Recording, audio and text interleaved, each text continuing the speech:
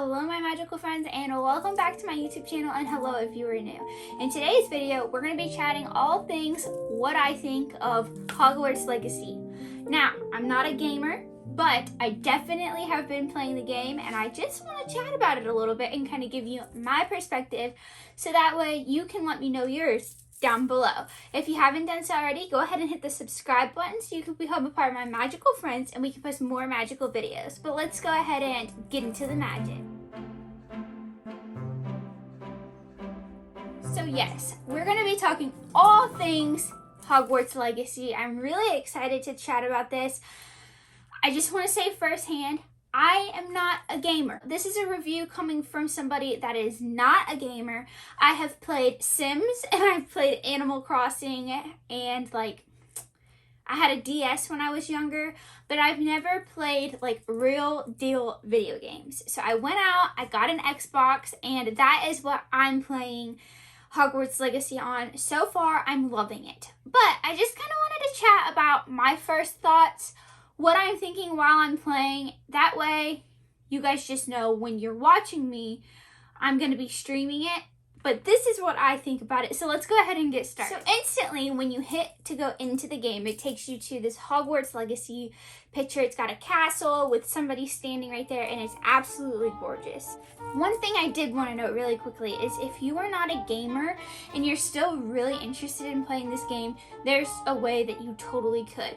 When it first pops up to go into your game to start creating your character and getting your settings how you want it and everything, it's a very important little area that is how you want to play the game. There's story, there's easy, there's normal, and there's hard. Now, I picked normal, and so far I will admit on some of the quests and challenges I have died, but totally okay, and it's not that big of a deal. You get many tries as you need to pass that quest and get past whatever the part is that you're doing at that point, which is nice. It's not just kind of like a one and done thing. But if you are just interested in playing the game because you truly just love Harry Potter, you totally could get away with that by either pressing story mode or maybe even easy if you want just a little bit of the video game part. I've not played story mode, so I'm not quite sure what you would expect. I've only played normal, but so far normal has been a good balance for me, and it's not too hard and it's not too easy. So if you're kind of like me and you're looking for a little bit in the middle, maybe I would suggest pressing the normal button so that way you can have a little bit of gameplay and also a little bit of the story part as well. Next up, I want to talk about creating my character. I created my character, and the really cool part that you can do is you can actually link your Wizarding World account. And that's a really cool part because once you get going and you pass the beginning story part of getting to Hogwarts, you're going to meet up with Professor Fig, and you've got to go through Gringotts, and you've got to you're going to get in a carriage, and the carriage is going to kind of get taken over by a dragon, and then you'll get to Gringotts. I got a little bit too ahead of myself. But the cool part is when you actually do get to Hogwarts after you've linked your account, you get to Hogwarts and you do the ceremony, the sorting hat ceremony, and it picks your house. So that's really cool. It kind of makes it feel a little more personal, and it truly makes you feel like you've been accepted to Hogwarts and you've gotten your owl and you're there, and for your first time you're being sorted into your house, and it's just a really cool feature. But if you don't want to be in the house that you are technically supposed to be in, you can press the other houses as well. I know it's a big chat about how the different common rooms look. I'm in Gryffindor.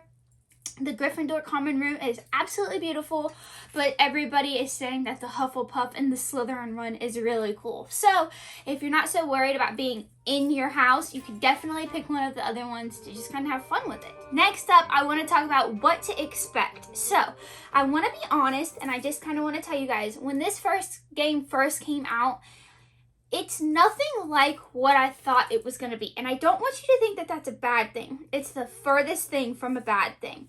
I actually am happy with the way that the game is. So let me explain myself. When they first started sharing all the different previews and the trailers and stuff like that, I was like, this is going to be kind of similar to Sims. And I was like, that's okay. I hope it's good and, whatever. No.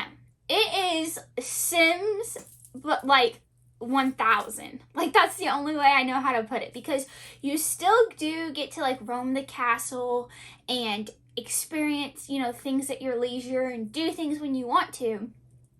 And you can like eat apples that are sitting around and, you know, do stuff. But you also have the quest that you have to do. You get to go and experience classes. So that is like a true Hogwarts student, which I think is so cool. So far, I have been to Defense Against the Dark Arts class, which was so fun.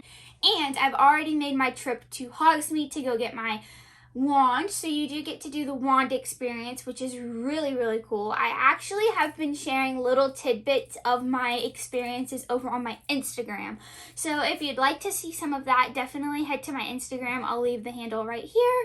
But definitely, it's just makes you really feel like you're in Hogwarts. And I kind of like the aesthetic that they've made. It's very like vintagey feeling, and like, I don't know, it's like lots of greenery and like overgrown, and it's just really beautiful. So not only do I like the way that they've, you know, made the game and how you play the game, but I also like how they've made the look of the game.